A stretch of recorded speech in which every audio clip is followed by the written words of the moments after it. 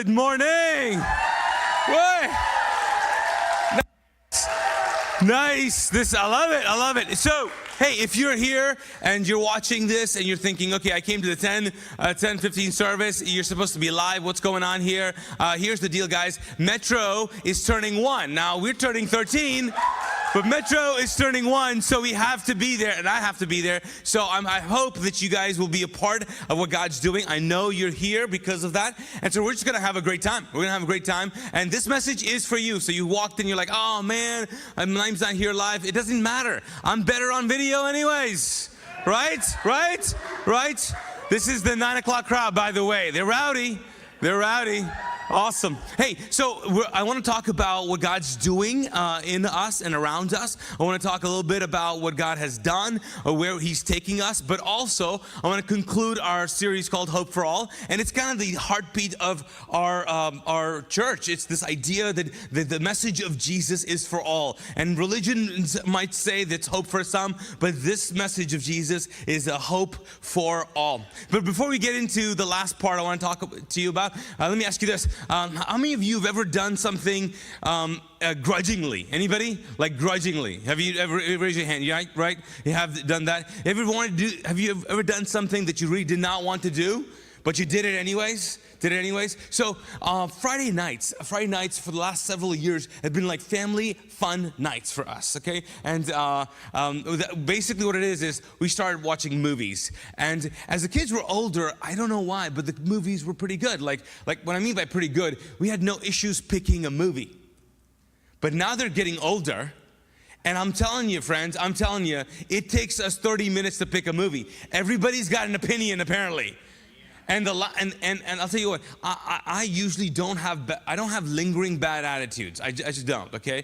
I don't. Okay, don't ask my wife, but I don't have lingering bad attitudes. But I'll tell you what, when I'm made to watch a movie I did not want to watch, or I'm not in the mood for, I'm like, Paddington, really? Am I watching that? Why am I a grown man watching that movie?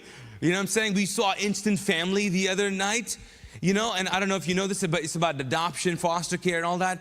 See, they don't understand, like, the girls don't understand, like, I am very sensitive, okay? And you think I am. I'm the one boo-hooing, like, crying, like, 5 minutes into the movie. Like, not crying like wailing, but just like, it's emotional. And it's a Friday night. Guess what I don't want to do on a Friday night? Cry, yes. I want something to blow up, not because I'm Middle Eastern, that's racist. You thought that, okay? No. But men, you understand what I'm talking about, right? Yes, I just want some stuff. I want violence. Not real violence. I don't want that. I'm not for that. Okay, I love peace. But just wanted to say that to everybody. But that's what I want. But I realize is that the older they get, the closer we are. But then even I realize that they have this idea, or they have a will, and it comes against my will, like my way and their way. And it's just harder as we get closer together, which is interesting. Because I think that is the scenario, that is the essence of even Christianity, or this relationship with God. Because what happens is you get closer to Him, and then you realize, when at first you were like, you'll do whatever. But then as you get closer and grow in Him, you realize that your will and His will actually clash. And what do you do? What do you do when God tells you to do something that you really don't want to do? Could it be possible that even right now there's a decision that you need to make, there's a text that you need to respond to, there is a phone call that you need to make, there's a conversation you have to have, a risk you got to take, there is something, you just feel it, you know that you're supposed to do something, you feel God's Spirit talking to you about it, but guess what? You do not want to do it. You don't want to do it. What happens? What happens if you don't do it? And could it be possible that this weekend is about you saying yes to that thing that God's calling you to do? It is saying yes to the call that God has for you, not in this season of your life. What could it be that what could change in your life if you just acted on that feeling, that sense of like, I know God wants me to do this. For some of you, it's to stay the course and what you're doing, to hold on, to not quit. Others of you is to move and take a risk. What hangs in the balance? And so here's what I want to do. I want to go to an Old Testament story. It's the book of Jonah. It's a story of Jonah. Anybody know the story of Jonah? All right. Okay, you do. All right. So here's the story of Jonah. Let me just summarize it for you. Jonah is the guy who got swallowed up by the whale. If you're wondering, Jonah, Noah, get those confused. Jonah is the guy. Okay. So the story is this. The story is that Jonah, just to summarize, he gets called by God to go to a place and preach the gospel or preach God's message. He does not want to do that. He goes the opposite direction and takes off, and then eventually gets thrown into the sea, and then a whale or a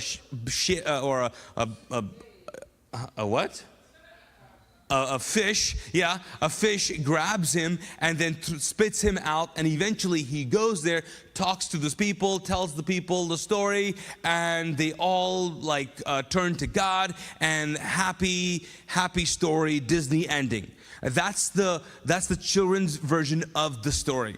So this is the actual adult version of the story, okay? So here's how it starts off. Jonah chapter 3. So this is what happens. We're going to pick it up from the fact that Jonah went the opposite direction. So he gets called to a place called Nineveh, which is a Syrian group of people, not Jewish people. He was a Jewish prophet. So he was told to do something that no one else was told to do. He was told to actually not go to his people, but go to a different people, Gentiles, and preach something. He did not want to do it. He did not want to do it. For a lot of reasons, we know some of them.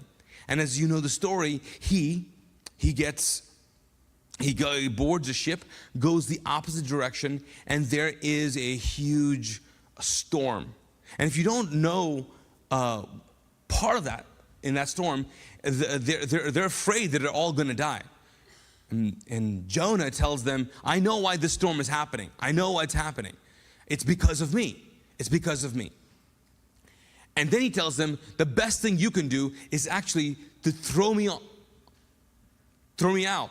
Just throw me into the sea. Now at that point, I need you to understand something. Jonah tried to commit suicide. Like, you don't get tossed into the sea. You don't say, hey, toss me into the sea if you want to survive. No, they're in a boat and they're scared. He just says, just throw me in the ocean.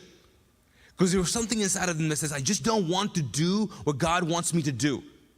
And so he gets thrown in, and then the fish comes and gets him, and then spits him out onto the land, Nineveh, and then he goes into the city. So let's pick it up right there. This is chapter 3.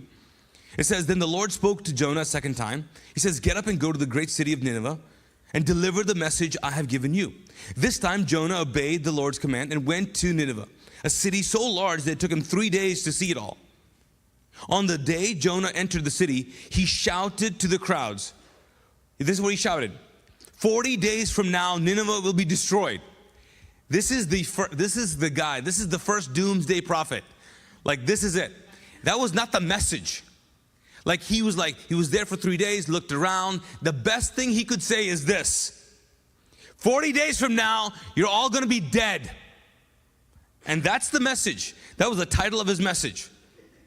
Okay? What happened? The people in Nineveh believed God's message. From the greatest to the least, they declared a fast and put burlap on them to show their sorrow. So basically they repented. They turned around. In fact, the officials got involved. It was a huge city-wide revival. He gives the worst message ever. I'm annoyed with that because I spend a lot of time on my messages and only a few people respond. He has the worst attitude. He says, you're all going to die. Everybody turns to God. Okay? The next chapter. Okay? So, they repent. God does not destroy the city. Then we pick it up, the next chapter. Verse 1. This change of plans greatly upset Jonah. And he became what? Very angry. Very angry. So he complained to the Lord about it. Didn't I say before I left home that you would do this, Lord? He is ticked off. He delivers the worst message ever. Everybody is saved. Everybody turns around. It's a good story, but he's ticked off. And then he's ticked off and he says this: I knew this would happen. I knew it. And that's why I ran to Tarshish. I knew that you are merciful and compassionate God. You're slow to get angry, and you're filled with unfailing love. I don't like it. What? And then he goes on and says, you are eager. You are so eager to turn back from destroying people. What is wrong with you? Send someone to hell, why don't you? What? And then verse 3, what does he say? What? Just kill me now. What? Lord, and then he says this, Lord, I'd rather be dead than alive if what I predicted did not happen. Whoa, bro. Calm down, man.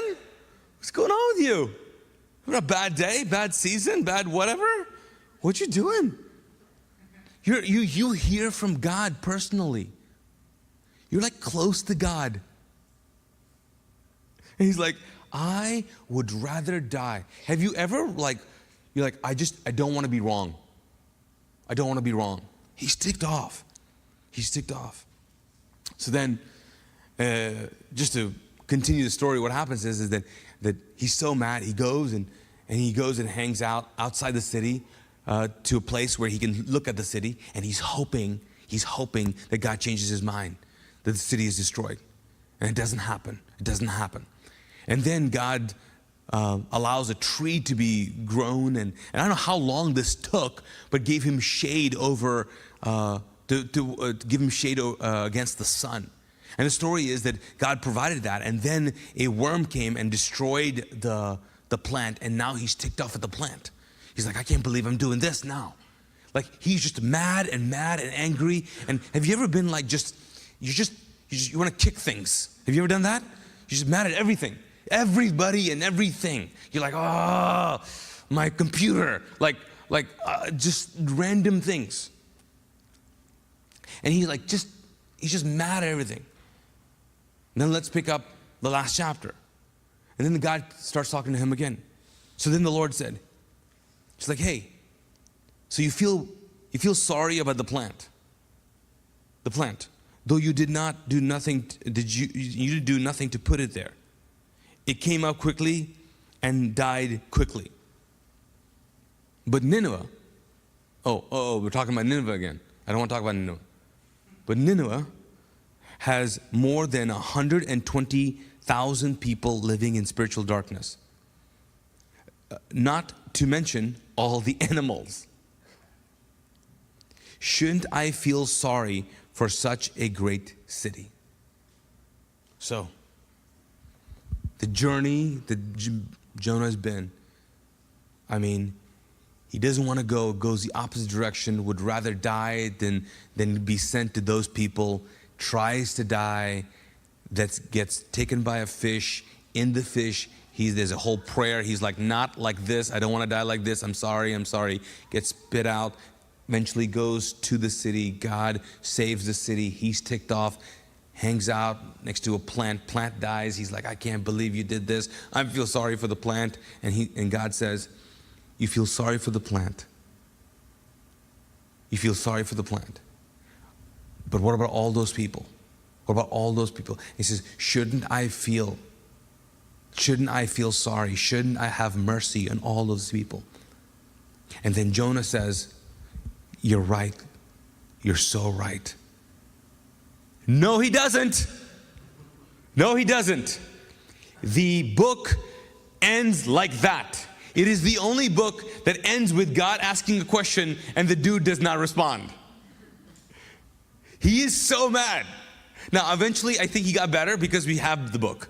Like, he told someone about this. Okay, so I'm thinking he got therapy. That's good. He got something. He got it out. Okay? But it ends with this. It ends with God saying, shouldn't I feel sorry? And he goes, whatever.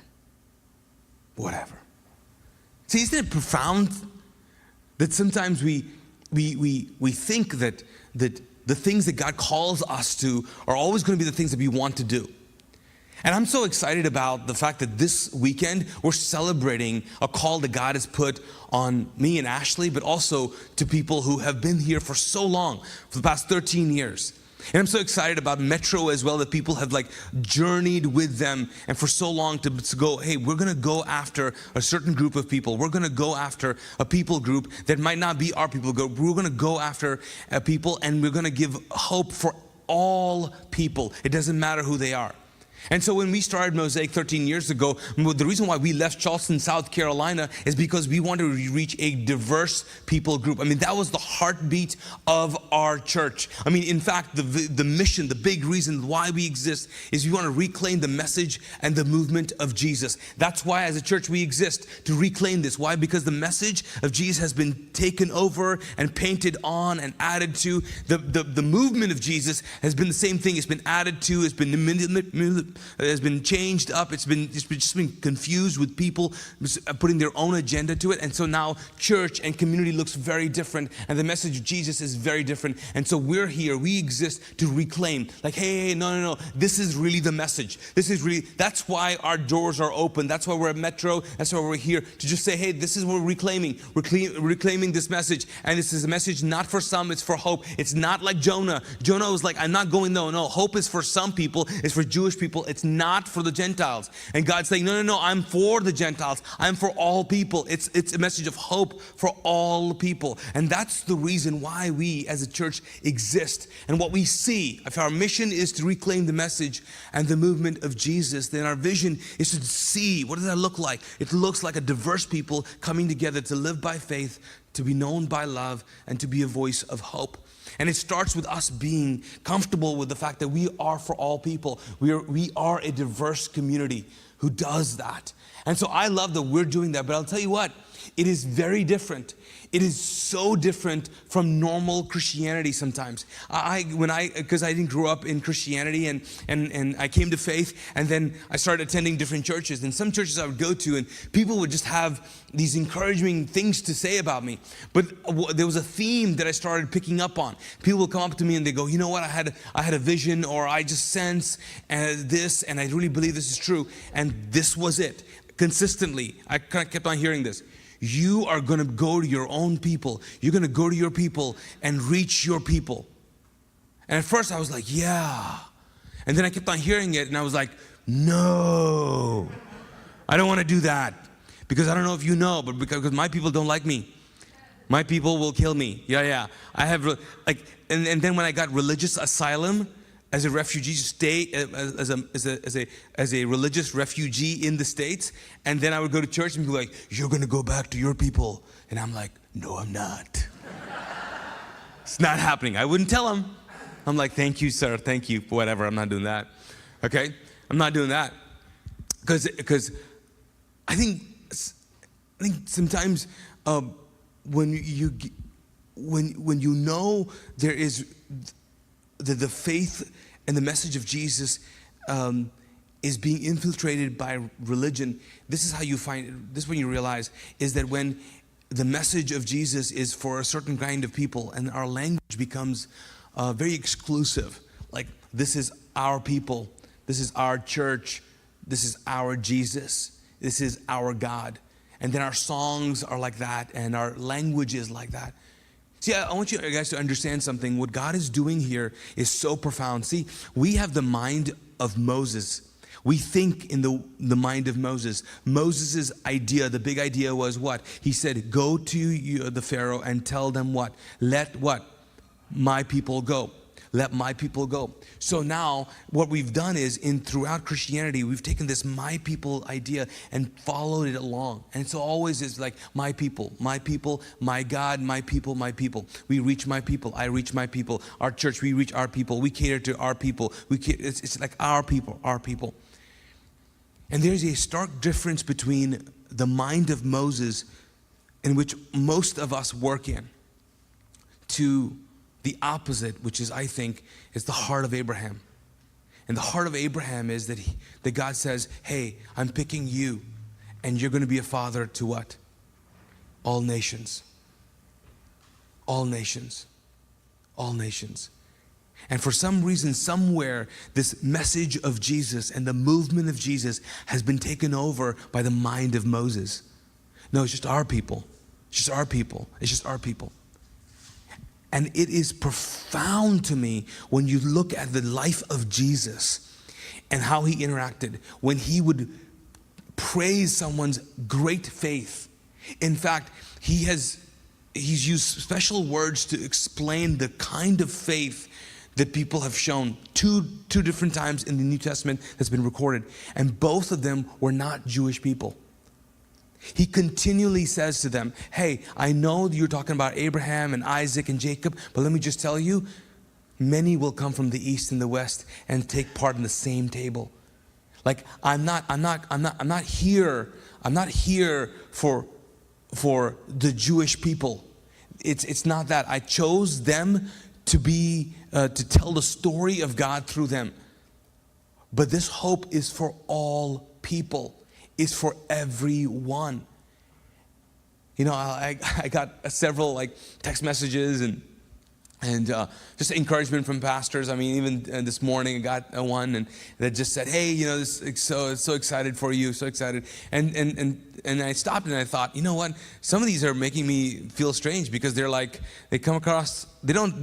really come across like that. But I'm thinking they're like, you made it, you're still standing. Oh my gosh, you didn't think you would do it. You know, like that kind. And I get it. I just totally understand that. I totally understand that for some people, they're like, I can't believe you've lasted. I cannot believe you've lasted. And guess what? I'm not going to tell them, I can't believe I've lasted. You know what I'm saying? I remember our first year. This is when I realized I was like, I don't know what I started. I was talking to a pastor who's starting Mosaic in Seattle. And so I got to pray with him a couple of days ago. They're starting this weekend, so pumped about them. And we were talking about the early days, and he was like, man, so we're just kicking this off. You've been going for 13 years. Any advice? I was like, whew, don't do it. No, I didn't say that. But so we left Charleston to go and create a diverse community and reach a people group that were not our people group. I mean, I didn't go after Pakistanis. In fact, I talked to some Middle Easterns that come in to this service sometimes, and they go, oh man, this is not what I expected. And I was like, what do you mean? They're like, actually, I expected all Middle Eastern people. And they're like, and I thought, wow, really? Yeah. Like when he says, you know, we don't realize because what you're doing here, like with the community that you have, a diverse community, it's pretty strange for you to be an immigrant, not Christian, became a believer Christian, non-seminary person, you know, interracial marriage. I mean, and then you're starting a church in the South, and you called it Mosaic, which sounds a lot like mosque. I mean, you're a genius. You're a genius, you know. And I was like, right, that's true. But I was driven by this idea that God was calling us to reach all people, driven by like going and reaching a people that were not my people. But our first year, I remember sitting down with a guy, and I talked to him about how his behavior a little bit. It was early on, and he was just making a lot of people feel very uncomfortable. And I talked to him a little bit about that. And I told him, hey man, you can't really be on our volunteer staff anymore because of your behavior. Okay, it was a hard conversation. I didn't want to do it, did it. And so he talked to some other people. Eventually, word got out, I don't know. And he sent me an email that scared the bejesus out of me. Because he was like, I found out that you talked to other people about me. This is slander. I'm going to have you deported. I know blah, blah, such and such. He got me convinced that he was going to take me to court and throw me out of the country. I flipped out. I was like, oh my goodness, I should have just gone after my own people. Like, these people are crazy. Like, what's going on here? I called Gerardo Marty, who's a part of Mosaic. He'll probably be, might be in the service. And he called me. He was like, hey, and he said this. I'll never forget this. This is like almost 13 years ago. He was like, this is a distraction. This is from the enemy. Do not listen to this. Keep going. You're not doing anything wrong. And I just stuck to those words. But friends, doing something that God calls you to do, and then having serious doubts about it is normal. It is very, very normal. But the question is, will you move forward and will you do it? Will you move in God's power? Will you do this? You know, we had our first Wednesday service this past Wednesday, and you know, I don't know if how many of you guys were there, but something happened. Something happened, shifted in our church and in me. I just got to be honest with you. We did like one song, and then I came out to just do a welcome like I always do, hyped people up, and I walked out. And friends, the presence of God, and you might go, what does that mean? I don't know, man. The goosies, if you want to call it that, I don't know what. Something hit. I couldn't finish. In fact, at one point, I just sat on the stage. I was like, I don't even know what to do here. And I was reminded again, man, what this world needs is not my power. Here's what this world needs. This world needs my presence, but His power. My presence, but His power. See, God said, hey, this is what Jesus said to His disciples before He left. He says, but you will receive power. This is Acts chapter 1. But you will receive power when the Holy Spirit comes upon you. And you will be my witnesses, telling people about me everywhere. In Jerusalem, in Judea, in Samaria, and to the what? Ends of the earth. See, God's plan is, if you would be present, if you are willing, if you're just willing to be fully engaged, fully convinced that God wants to use you, if you would do that, man, my power will flow heavily through you. See, our default is this. Our default is, we live a life sometimes of like our power and His absence. Like that's really what normal world looks like. It's just our power, which means like we're muscling through things. We're trying to figure it out. It's our wisdom, our brains. We're trying to figure out what we're trying to do, and we muscle through things. But it's His absence. But the kingdom of heaven and this eternal life that God's calling us to live is the opposite. It's our presence, because He wants us to be actively, fully involved in the life of the people all around us. There's a reason why you work in that job. There's a reason why you're part of this family. There's a reason why you're part of this church. There's a reason why you have these kind of friends. There's a reason why you even get coffee there. There's a reason why you have these conversations. There's a reason why you're Facebook friends with so-and-so. There's a reason for all of these there, and you have to be fully engaged and fully present. But just so you know, you just have to be present, and His power will come. It's about His power. Here's what 2 Timothy reminds us. He says, for God has not given us a spirit of fear, but what? Of power and love and self-control. See, God has given us this power of more of what we think is possible. There is supernatural power that lives inside of you.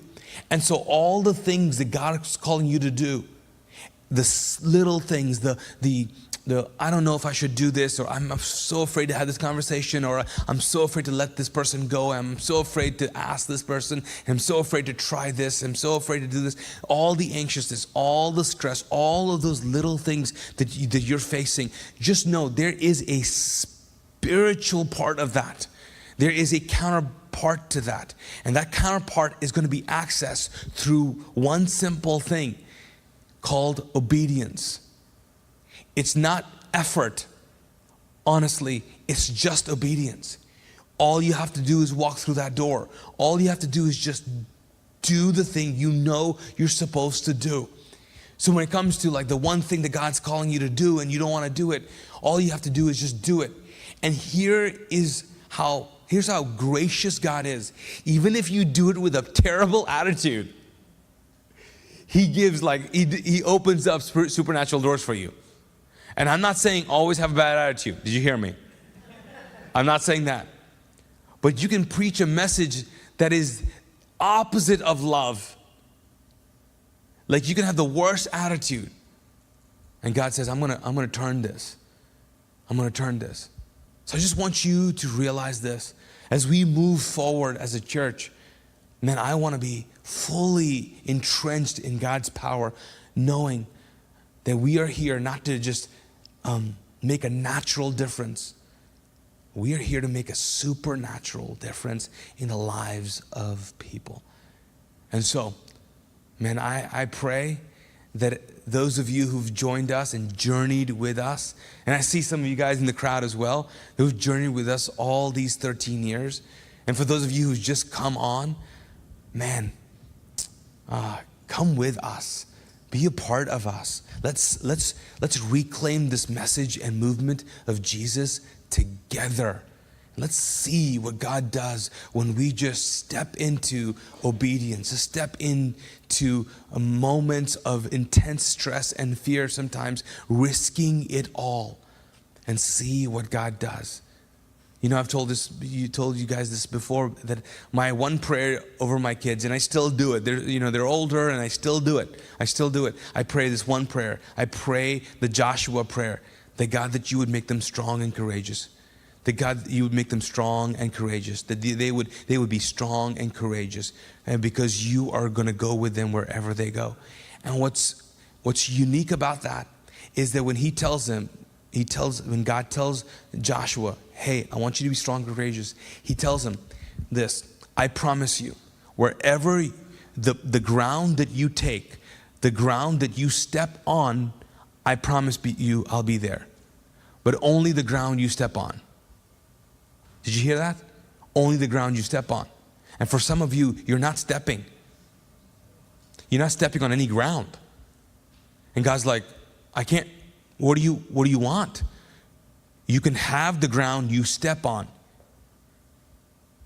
You can have this opportunity if you go for it. You can go through that door and see the difference if you go through it. You will have all the ground you step on.